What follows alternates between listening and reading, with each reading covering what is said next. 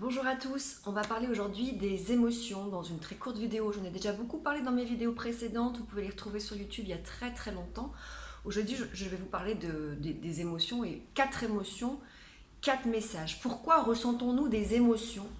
Elles sont physiologiques, elles sont universelles et souvent on a envie de les oublier, surtout les émotions désagréables. Pourtant, elles ont leur utilité, elles ont toutes leur utilité, les émotions agréables et les émotions aussi moins agréables. Les émotions existent depuis la nuit des temps, elles font partie de nous et si nous n'avions pas d'ailleurs d'émotions, nous ressemblerions à des robots. Elles sont liées à notre survie puisqu'en fait elles sont là pour nous alerter et nous mettre en vigilance par rapport aux situations de vie et nous permettre d'adapter le meilleur comportement, de bien réagir à travers un message qui est très clair. Alors, on va prendre les émotions que sont la joie, la peur, la colère et la tristesse. On va commencer par la peur, c'est celle que j'accompagne souvent en accompagnement, j'accompagne forcément en cabinet, pardon. Alors, tout en sachant qu'il ne faut pas confondre la peur avec l'angoisse, même si les symptômes corporels sont liés. Alors, la peur, c'est bien la différence entre la peur et l'angoisse, c'est que dans la peur, il y a un objet de peur, on est bien donc sur une émotion. La peur est là pour nous dire, attention, tu es en danger. Ça, c'est le message qui est caché derrière la peur. D'ailleurs, si nous n'avions pas eu peur, la race humaine n'aurait probablement pas survécu, puisque nous n'aurions pas eu les comportements de survie adaptés que sont la fuite, l'attaque ou le fait juste de faire le mort. Hein. Donc la peur nous dit, tu es en danger, tu dois te mettre en sécurité. Donc quand effectivement vous ressentez de la peur, c'est que probablement vous avez l'impression qu'il y a un danger, alors qui peut être réel, ou un danger qui est plus irrationnel, et là on est plutôt sur quelque chose qui est déjà du domaine de l'anxiété. Quand on est sur des peurs plus irrationnelles, on est sur de l'anxiété. Probablement parfois des peurs projetées, puisque la véritable émotion de peur est en réaction à une situation qui est réelle. Donc si effectivement vous avez peur, il va falloir trouver des stratégies adaptées pour vous mettre en sécurité. Et donc pour ça, vous avez plein d'outils à votre disposition pour vous sécuriser, ou alors des personnes, ou alors des endroits sécurs, ou alors des musiques, ou alors voilà. Tout ça, c'est le message de la peur. Nous allons maintenant parler de la tristesse. Le message de la tristesse, c'est tu es en train de perdre quelque chose. Tu as vécu une perte.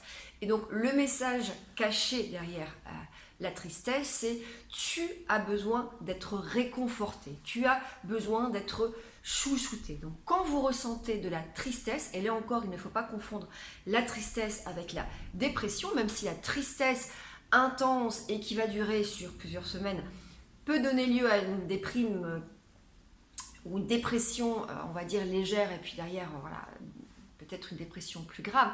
Mais souvent, les personnes qui ont vécu des dépressions et qui ressentent à nouveau l'émotion de tristesse font l'erreur de penser que potentiellement ils sont en train de retomber en dépression, là où en fait parfois la tristesse ressentie est tout à fait normale. Vous venez de perdre un animal domestique, vous êtes triste, c'est normal. Vous venez de perdre votre travail, vous êtes triste, ou même peut-être vous allez ressentir de la peur, c'est normal. Vous venez d'apprendre que vous êtes malade, une maladie assez grave, là il y aura forcément la courbe de deuil de toute façon à vivre, la tristesse sera indispensable. Donc la tristesse nous dit, tu as perdu quelque chose, tu dois te faire chouchouter, te faire réconforter. Donc si vous ressentez de la tristesse, vous devez avoir des stratégies qui vous permettent de vous réconforter, de vous chouchouter. Alors là encore, il y a plein de choses possibles, hein, à chacun de trouver ses solutions. Ça va être un bain chaud, un bon resto avec des amis, un apéro avec une copine, faire un ciné, câliner ses petits animaux domestiques. Pour certaines personnes, pour les enfants, ça peut être aussi avoir le doudou, verbaliser. Voilà, il y a plein de stratégies qui vous permettent d'aller chercher à travers les autres aussi du réconfort. Puis nous avons la colère que j'accompagne aussi. Alors la colère nous dit, tu as vécu une injustice, tes valeurs n'ont pas été respectées, il y a de la frustration. Et donc le message de la colère, c'est tu dois aller demander réparation. Bien évidemment, dans la colère, on cherche parfois à les demander réparation, mais de manière inappropriée dans la violence, qu'elle soit verbale ou physique.